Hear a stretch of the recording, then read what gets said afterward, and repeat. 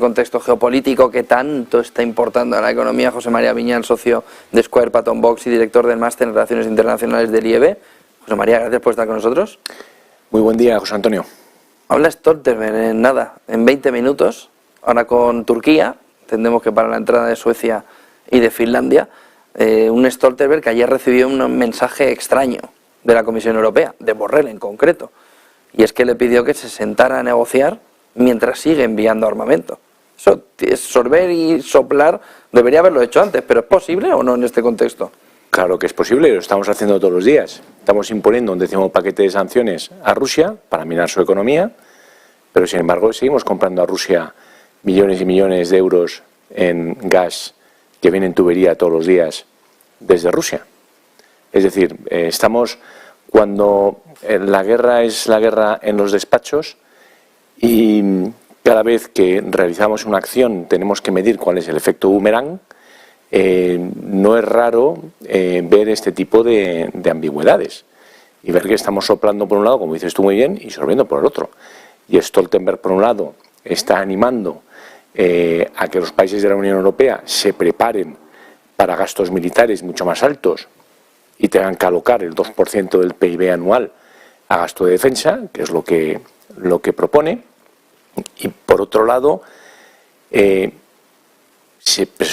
seguramente acabe sentándose con el Estado Mayor ruso o con gente del Ministerio de Defensa del Kremlin para pactar una posible salida al conflicto. Todo ello en un contexto geopolítico donde celebramos el aniversario de la guerra de Ucrania, imponiendo sanciones, haciendo grandes declaraciones, proponiendo pactos de hermandad con Ucrania y acelerando lo que sería una posible entrada de Ucrania en la Unión Europea. Y por otro lado Rusia, por su cuenta, pues sigue con la ofensiva militar. Por lo tanto, pues bueno, estamos ante la semana de los grandes gestos y la semana de las ambigüedades, como muy bien apuntas tú, José Antonio. El otro punto es, Rusia sigue en su camino y su camino también está en que sigue vendiendo el petróleo. Es decir, hay un mensaje en Occidente de que ayer decía Borrell, bueno, es que es veneno lento, ¿no? Arsénico. Ahí sorprendió que supiera tanto de venenos también, ¿no? Que esto es arsénico. Y eso mata poco a poco, ¿no?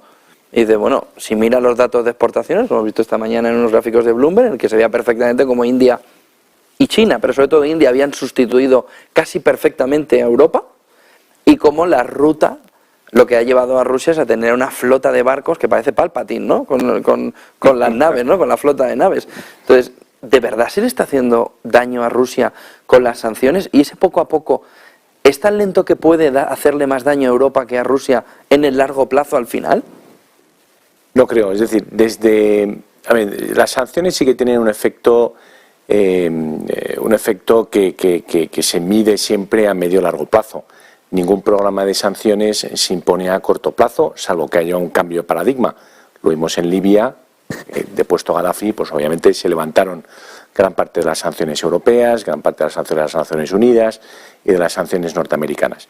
Aquí, mientras siga el paradigma de Putin, mientras siga el conflicto en Ucrania, y aunque se acabe el conflicto de Ucrania, mientras Rusia siga estando en esas provincias que ahora son parte reconocidas por parte de Rusia de su propio territorio, las sanciones seguirán. Y es mucho más fácil, aunque ya de por sí es complicado, imponer sanciones que retirar sanciones. Y esto es algo que en derecho comparado y a lo largo de la historia de los últimos 50 años, en todos aquellos paquetes de sanciones a otras naciones, lo hemos ido viendo. Y las sanciones sí que van mirando poco a poco. Y tenemos el caso de Irán, como las sanciones norteamericanas, cuando se empiezan a imponer en los años 80, van minando poco a poco la economía iraní. En cuestiones que son tan indirectas o tan de rebote como pueden ser los componentes necesarios o los equipos necesarios o la tecnología necesaria para seguir produciendo petróleo o para tener una industria que esté acorde con los estándares internacionales.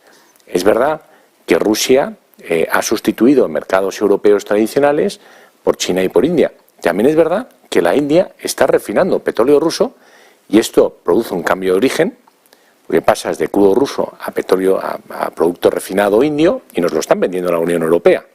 Porque al final Rusia está utilizando también lo que son esas autopistas de la globalización para, ateniéndose al texto y al wording concreto de las sanciones, ver cuáles son las triquiñuelas legales para seguir haciendo su negocio y al mismo tiempo seguir cumpliendo sobre el papel con las sanciones. Y los europeos, que queremos evitar el efecto boomerang, pues bueno, estamos mirando un poco hacia otro lado.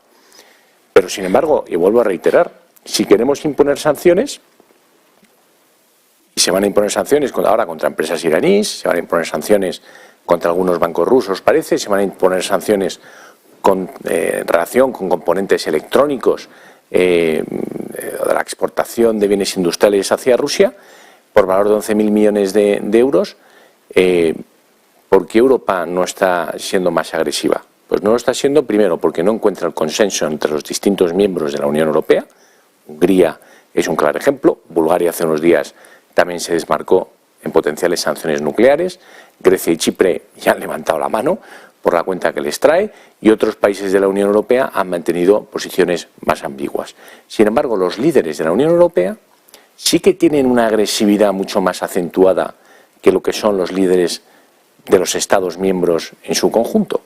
Por lo tanto, tienes ahí una Europa a dos velocidades a la hora de hacer manifestaciones políticas y a la hora de sentarse a la mesa para pactar las sanciones contra la economía rusa. Rusia es nuestro tercer socio comercial. Y España, por ejemplo, ha importado más gas ruso que nunca. Este último año ha aumentado la importación de gas vía metaneros, porque hemos tenido otras situaciones que han convergido que nos han hecho comprar más gas.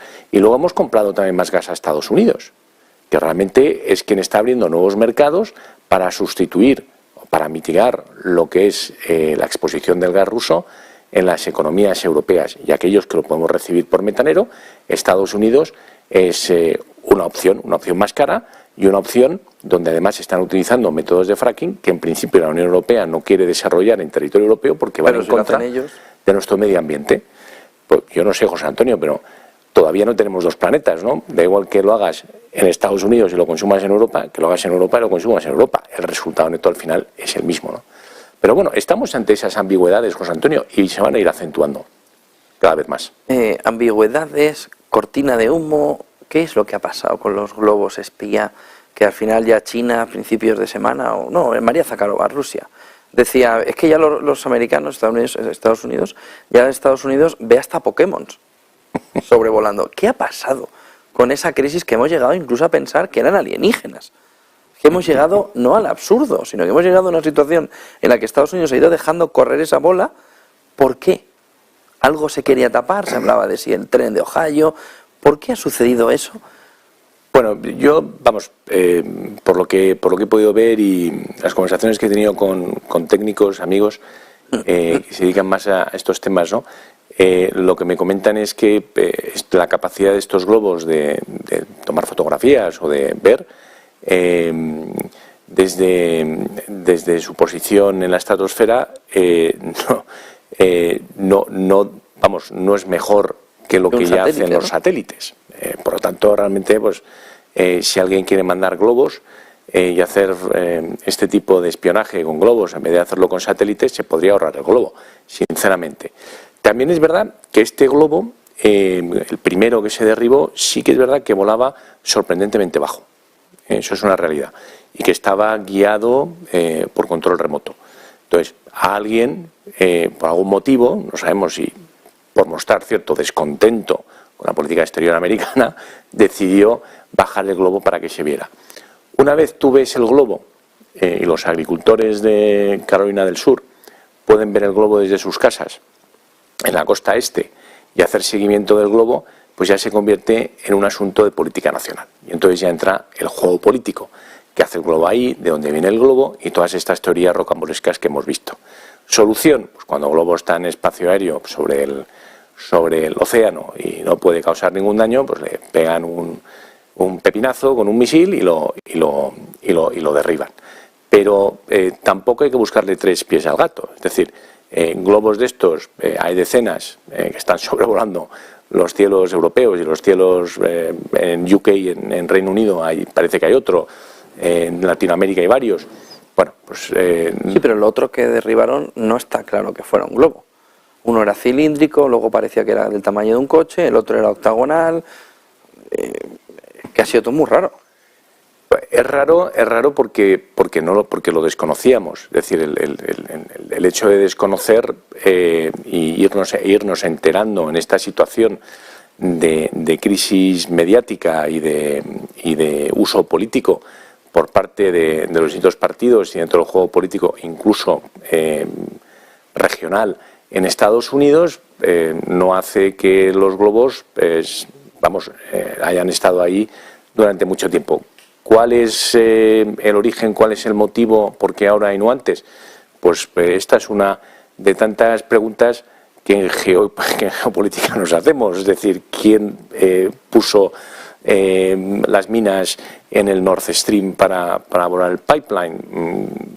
¿Quién inició determinadas acciones que derivaron después en determinados conflictos? Bueno, pues al final son uno de estos grandes misterios que pondremos en la lista de misterios sin resolver, pero que mientras tanto pues nos han dado casi una guerra de fin de semana en Estados Unidos. Hemos tenido a Estados Unidos pegada al televisor viendo la trayectoria del globo y a los comentaristas hablando del asunto, cuando en realidad nos estaban hablando de otros temas de suma importancia, como pudieron ser las declaraciones de Stoltenberg en Corea del Sur, la reacción de Corea del Norte, la reacción de China y lo que está pasando en Asia-Pacífico casi a diario, donde la flota china pues casi está llevando a cabo un bloqueo comercial sobre la isla de Formosa, ¿no? Entonces, bueno, está bien que nos centremos en los balloons, ¿no? Los globos que no sabemos si son de espías o climáticos, pero lo cierto es que tenemos otros temas sobre la agenda que son mucho más interesantes de comentar, ¿no? Un último punto que acabas de nombrar y quería llevarte al final ahí a ese punto es HERS, esa investigación que ahora se intenta desacreditar por parte del gobierno estadounidense diciendo que solo tiene una fuente y que es anónima, de tal manera que esa información no tiene validez en el contexto de una información válida periodísticamente, pero no están diciendo que sea mentira. Lo que dice es que la manera en la que ha conseguido la información no les parece ética en el sentido periodístico. HERS, por supuesto, ha dicho que le parece fenomenal, pero que le da validez a la fuente y que, por tanto, esa información para él es válida. El gobierno la ha desmentido, pero luego ha atacado éticamente a ese movimiento. Ojo a lo que puede suceder alrededor de Nord Stream, ¿no? Porque Rusia ya fue en su momento muy contundente al decir que si de verdad Estados Unidos saboteó una infraestructura básica que se considera rusa, pues cambia la fotografía.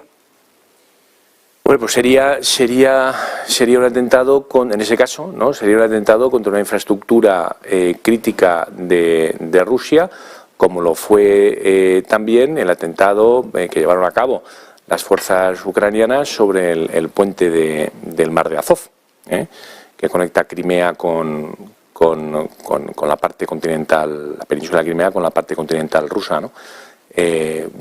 Rusia ya vimos cómo respondió a aquel golpe de mano de los servicios ucranianos. Pues si el Nord Stream al final fue dañado por algún servicio secreto de algún país en concreto y se puede identificar, pues obviamente Rusia tomará, entiendo, las medidas dentro del foro internacional que sean oportunas desde el punto de vista de acciones legales en foros internacionales y luego desde el punto de vista de su política y desde el punto de vista de la fuerza, pues tomará las medidas que estime convenientes. Siempre, desde el principio de este conflicto, Rusia ha tenido una política de acción-reacción, es decir, se sabe o usted me hace y yo respondo, Entonces, bueno, es una lógica y un principio de derecho internacional de actuar siempre en base a la reciprocidad de las acciones que le hacen a uno, ¿no? Entonces, bueno, el Nord Stream es un tema muy serio que se ha tratado de una forma relativamente discreta, pero que subyace un potencial problema una vez se sepa o se pueda esclarecer quiénes han sido los autores materiales de los hechos. Muchísimas gracias por acompañarnos, José María Viñal, socio de Square Patton Box y director de Máster en Relaciones Internacionales del IEB. Buen día y buen negocio. Muy buenos días, José Antonio, y buen negocio. Vamos a ver la clave sostenible del día de la mano de